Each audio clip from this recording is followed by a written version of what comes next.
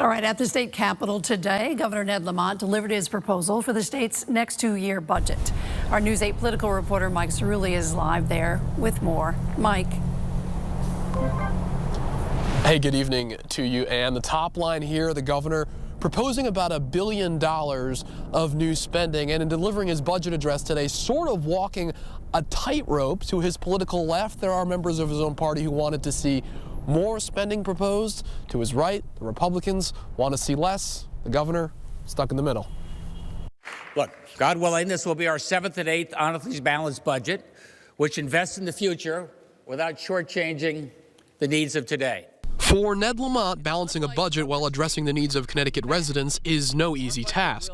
His two-year budget proposal is intended to address some of that need, starting with hundreds of millions of surplus dollars steered into a new fund for pre-K education. This fund will be a down payment on making pre-K and early childhood education affordable and accessible for all of our kids. Lamont is also rolling out about $200 million over the next 2 years for local schools and special education services. We have proposed an additional $160 million in funding for our schools, $160 million. And our fiscal 27 budget includes an additional $40 million to help you subsidize support for these special kids as well. But the state's largest teachers union and many Democratic legislators have said this funding is not enough.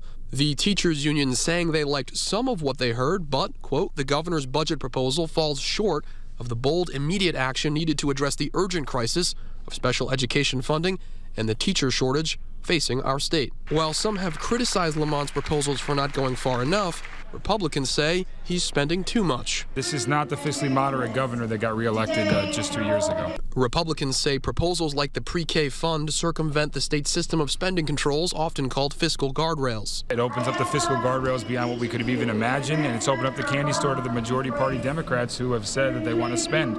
Democratic leaders in the legislature, some of whom want to see more spending than the governor proposed, stressed that his speech was just the beginning of a months-long negotiation. What the governor has said as a snapshot in time was a reasonable beginning for our budget process. But again, we are at the beginning of that budget process. The State House Speaker also addressed an elephant in the room. The bigger concern is the federal government, right? So here we are today. April could be a different conversation. And that conversation about what the federal government will do in the coming months really loomed over the entire budget proposal. The Trump administration and congressional Republicans want to cut back on spending, and if they're successful in doing that, it might be back to the drawing board for the governor and the legislature. Reporting live at the state capitol tonight, I'm Mike Cerulli, News 8.